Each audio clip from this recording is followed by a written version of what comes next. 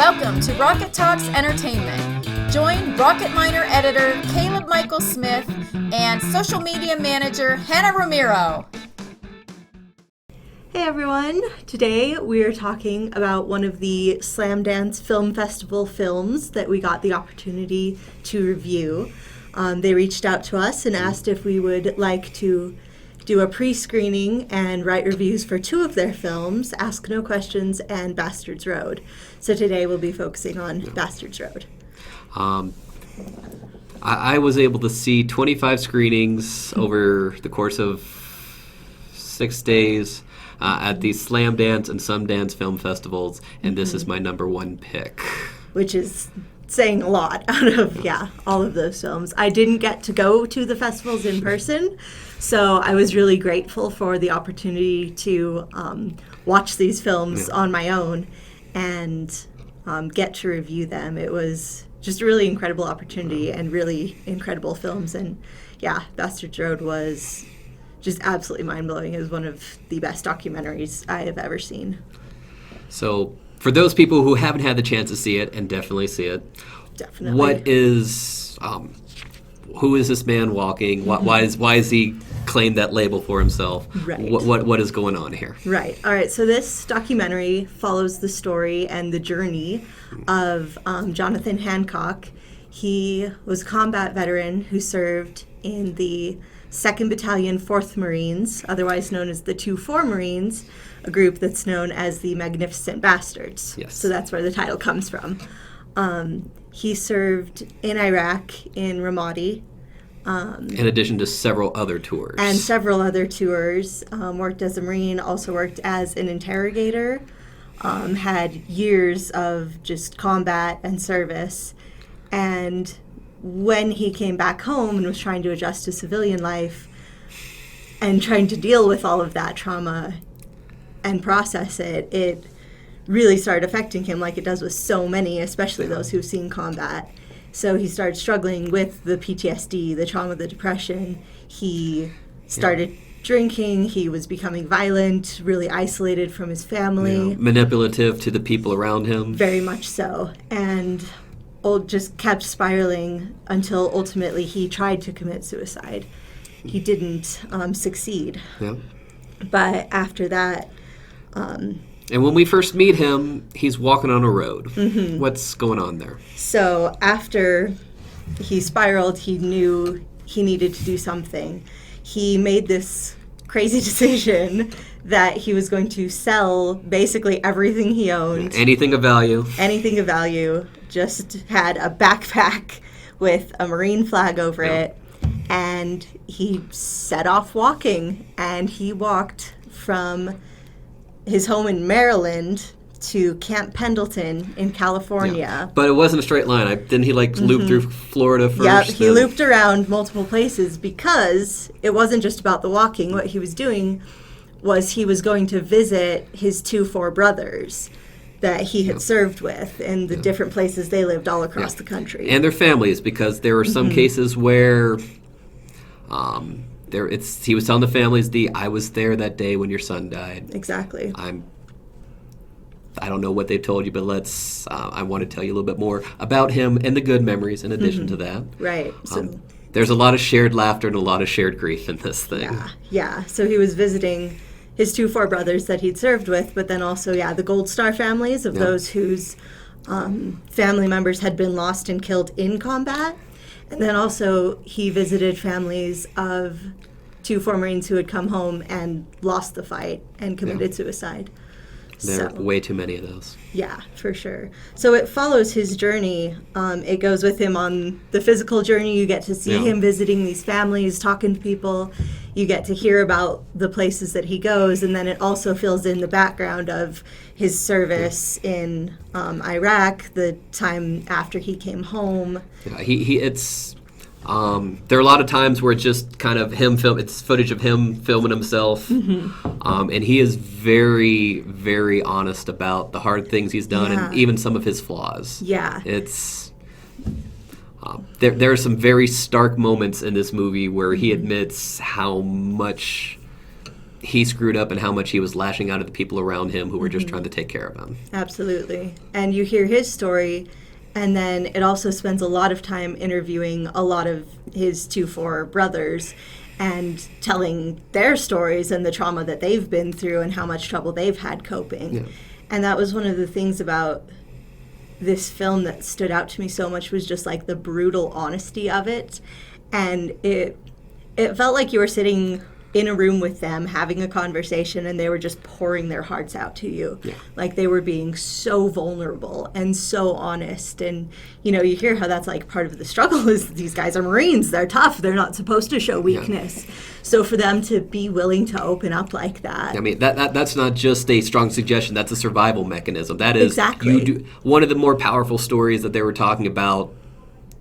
Was a day when a friend of theirs had been killed by a sniper, and they're like, we got to go out, we got to go in the exact same place, and we're going to sit there to show the enemy, you can't stop us with that. We are not stopping what we're doing. Yeah. And how he and it's another person volunteered out there, and they said that we'd kind of come to terms with, we're going to die today. Yeah. And once you accept that, they say it gets a lot easier. Right. And that's what they talk about, too, is just how when you're there, when you're in combat, like you can't process the trauma. Yeah. You have to have that mindset that, like John said, you almost have to accept that you're dead already, basically. Yeah. And you have to dehumanize the enemy. You have so many things that are just coping mechanisms just to survive. Yeah.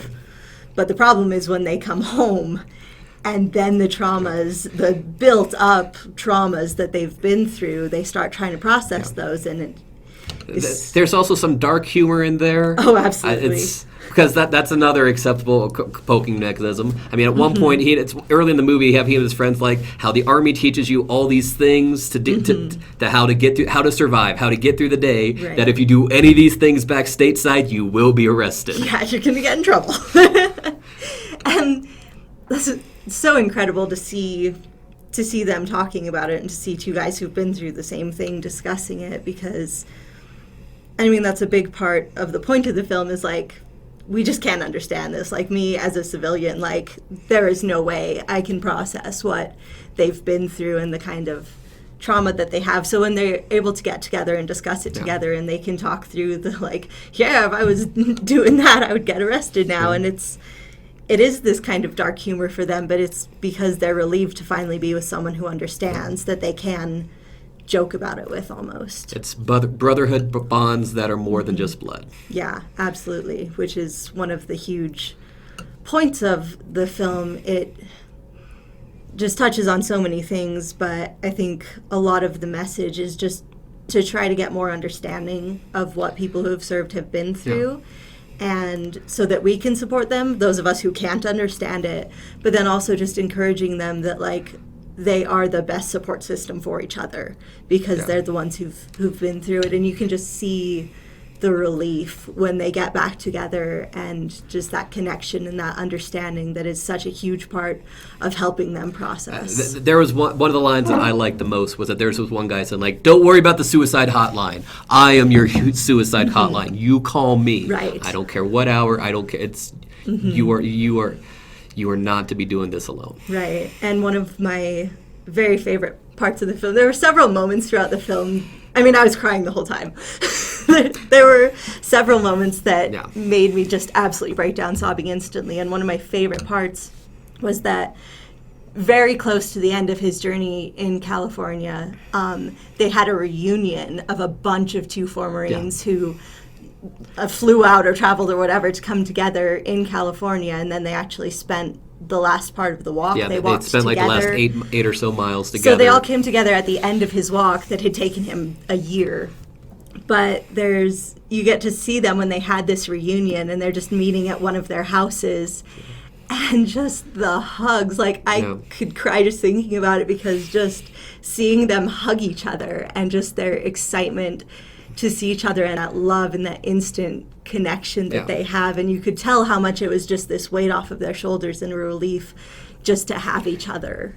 It was just beautiful. I mean, one of the messages that you got to talk to each other. It's there was one point when the wife was admitting that when her husband first got home, she didn't realize it was as bad as it was. Right.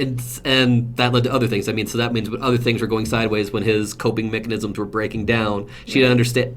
But you didn't tell me enough about this, so I didn't know that it would be this bad, and that's why we're here. Right. It's just that you may not understand, but you can still listen. Right. And I think that's one of the interesting things about it and watching it, like, as a civilian. Like, I would not last 2 seconds in the military. I'm going to tell you that right now.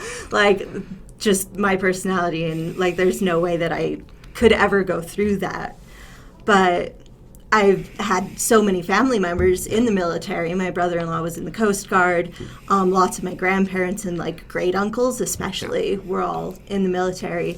But it's like, even knowing that, I still don't even comprehend what they've been through, and let alone these guys that served in combat or for so long. It's so hard to understand that, but the film does a really good job trying to show, like, how we as civilians who don't understand it can still be sympathetic and try to realize what they're going through and react in ways that are helpful to them. Yeah. I mean, it's also stressing that there are a lot of people who are quietly suffering until it's messy and bloody and all over the place. Right. Do you want to go over some of the stats? Yeah, this was one of the cards that's like the poster for the film, and it has some of the summary and the statistics on the back. So it says that more than 60,000 veterans committed suicide from 2008 to 2017. Suicide rate for veterans is 50% higher than it is for non-veterans. Veterans aged 18 to 34 have the highest suicide rate, and it increased 76% from 2005 to 2017.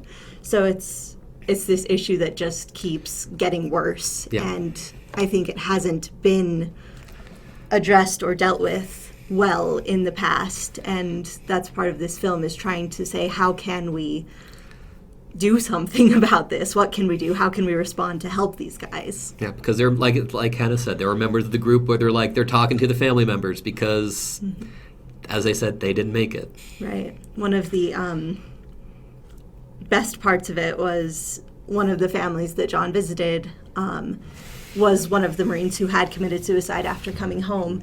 And his mother gave this pair of boots to John. Her name was Lorelei Simons, and I think her son's name was Mike. And she said, I want you to wear his boots while you walk across the country. So for a long portion of the journey, John did. He said he took them off because he didn't want to completely wear them to shreds.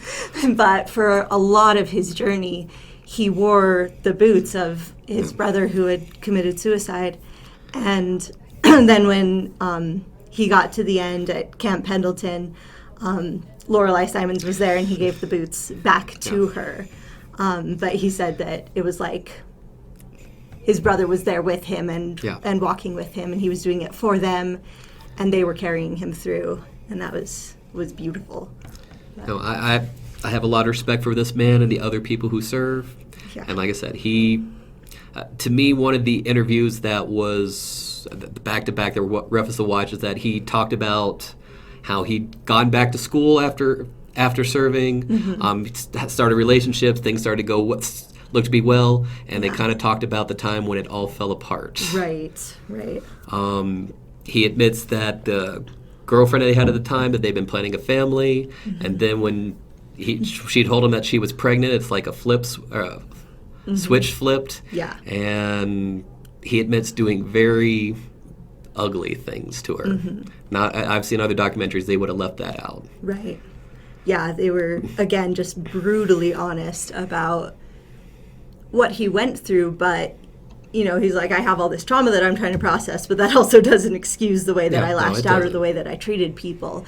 And that's the hard balance that I think also his girlfriend, who he now has a son with, and he's trying to be a good father, you know, be better than he has been. And that was part of taking this walk, was to kind of find himself and find that healing so that he can be better in his relationships. But you can see how she's struggling with the ways he mistreated her, and how she wants to protect her son and protect his image of his father. Yeah, she doesn't want her son to see that that horrible side of him. Right. And he doesn't want his son to see it either. Exactly. And his son was there again at Camp Pendleton. Joined them. It was that was one of my favorite parts, was when he joined him for the last little bit. Yeah, his son, who's just small, I've told people, you will cry tears of sadness, you will cry tears of joy. So many tears. So many tears. Not just the musty-eyed, it's down the cheeks and everything. And a big part of what John talked about was that going on this walk, he's just trying to figure out how to live. He's trying to figure out how to move forward. And he said that it was encouraging to him to see, like, others of his Marine brothers who are living a pretty good life. They're still dealing with all of their trauma, but they're working through it and they're figuring it out, and they have lives and families. And he said that seeing them, he sees that there is hope to move forward and have healing. But one of the things he also said was that he saw that they had forgiven themselves, and that was one of the things he knew he needed to do. And like through the process of the walk was him trying to forgive himself for the things that he did, and how that's one of the biggest steps that he needs in being able to move forward. One of the other great blessings that we had through this experience was that after Hannah wrote actually she wrote 2 pieces that appeared in the newspaper, and after the second, more personal one, there was quite a surprise. Yeah. So I wrote just an overview of the films to explain what they're about and give people that basis, and then I wrote a review. To give you time to see it while it's still just in Park City before you have to go hurry elsewhere. to Park City and you can catch it. But then after that, I wrote a review of the 2 films that I saw, and that was hard for me because I'm long-winded and I wanted to be like, let me tell you how amazing this movie was. And just like, it's so hard for me to convey, even talking about it, it's hard for me to convey just how emotional and how powerful it is. But I wrote the review and, did as best as I could while trying to keep it fairly short. It was in the paper last Saturday. Yeah. Saturday, February 1st edition, for those of you who want to look it up on your own. Yep. And so then on Monday, I posted it to all our different social media sites. And I thought, maybe the films have Facebook pages. I should totally tag them. So I tagged Slamdance, and then I found Facebook pages for both films and just tagged them and said, here's my review. It was a privilege to see and review these films. Then I was very surprised when the first like on the post was from the Bastards Road Facebook page. Yeah. Then I started looking at the shares, and I saw it said shared by Jonathan Hancock. And I kind of freaked out a little bit. And so I looked it up, and sure enough, it was Jonathan, the protagonist of the film, shared it on his personal Facebook page, but it was set to public so I could see it, but it was his account. Yes. He shared it. He said something about like another review from Slamdance. I'm so proud of the people who took this journey with me. So I freaked out that he'd shared it. So because it was public, I could like and comment. So I commented and just said like, hi, Jonathan, I'm the one who wrote this review. Thank you for sharing it. Thank you for your service and for this film. And he replied to my comment, and I have to look up exactly what he said. But part of the other thing, too, is then I was looking at the other people who'd commented, and one of the comments was from Lorelei Simons, the mother who gave him the boots of her son to walk across the country. She commented, she liked my comment. And then one of the other shares was from one of the other, he was the brother of another Marine who committed suicide, who joined John for the last part of his walk. Yeah. And he shared it and said like that it was a great review and he was so proud to be a part of it. And that was just absolutely just mind-blowing to me, that it was like these people I had seen in the documentary are then just commenting and interacting on their personal Facebook Walking pages. Off the screen and interacting with your own life, too. Mm-hmm. And so Jonathan replied to my comment. He said, Hannah Romero, I've read your write-up a few times. Honored to know that this film is doing what I hoped it would for both veterans and civilians. Thank you. And that was just absolutely mind-blowing to me. I just felt so privileged. And that's one of the things that's amazing about Slamdance, is that it is a more like personal, small experience, so you can have these actual like personal interactions with the people behind the films and the stories. But I genuinely think this film is gonna like blow up. I know they're hope so. hoping for a wider release. I hope that it is either in theaters or on Netflix or wherever they can pick it up, so that Search it everyone out. can see it. Definitely keep an eye out for it. But I think it will blow up. But I just feel so privileged that I was able to be one of the first people to see it, and then to actually have that interaction with the people involved, who I think are just absolutely amazing Real human heroes. beings. And I just had no idea that they would ever see my review.